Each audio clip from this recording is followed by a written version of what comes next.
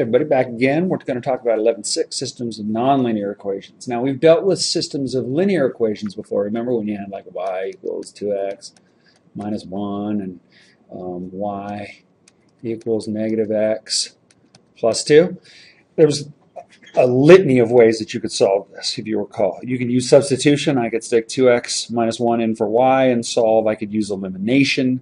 I could do a bazillion different things. What else could I do? I could use matrices, substitution, elimination, matrices. Heck, I could just graph it and see where they run into each other, right? We're not going to take the time to, well, I suppose we could. I mean, if I wanted to do y minus 2x, this is true if and only if y minus 2x equals negative 1. I like to put everything on one side, and y plus x equals positive 2 if I subtract this guy from this guy. Watch what happens. I end up with 3x equals 3. I know x equals 1, and then I can back substitute. Looks like y equals 1 as well. How lame of me to come up with that one.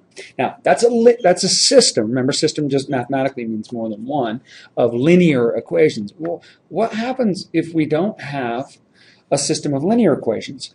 What if I have, say, y equals, let's go 3x plus 2, and then say, I don't know, y equals x squared, okay? Now, this is clearly not a system of linear equations. I've got a non-line, aka, ooh, I wanted 2x squared, didn't I? I've got a non-line, and I've got a line. So what would that look like? Well, if we're really good at graphing, and we're not afraid to use those skills, it's relatively easy to see what's going on here. 2x squared looks like this. And 3x plus 2, I don't know, looks kind of badly, horribly drawn, looks like that. It appears that I have two solutions, but that's from my graph. What else could be happening? How many different ways could I get solutions to this? Well, if you think about it, what if this line were, say, tangential to the curve? In other words, it only hit it in one spot. Then I'd have one solution. Or what if it missed it entirely? Then I'd have no solution. So I could potentially have 0, 1, or 2 solutions to this kind of a problem.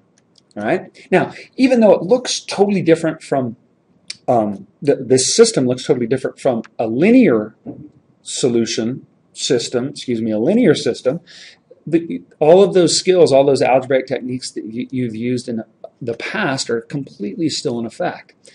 What do you guys want to do? You want to use substitution? You want to do elimination? It's kind of set up for substitution, isn't it? Y equals 3x plus 2, y equals 2x squared.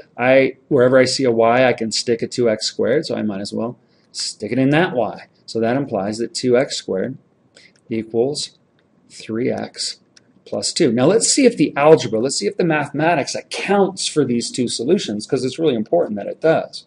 So this is true if and only if 2x squared minus 3x minus 2 equals 0. Let's see if this factors. Let's see. How do I check again? I take a times c, which is negative 4, and I'm just checking to see if it factors. I'm looking for two numbers that multiply together to make negative 4 and add together to make negative 3. Oh yeah, 1 and negative 4. And then I factor.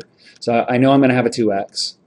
I know I'm going to have an x. And I know some of you need some practice with factoring, but you'll get plenty at some point in your life. So let's think about this. I got to make a negative 4, so I'm going to say, I'm going to call that negative 2, and I'm going to call that positive 1.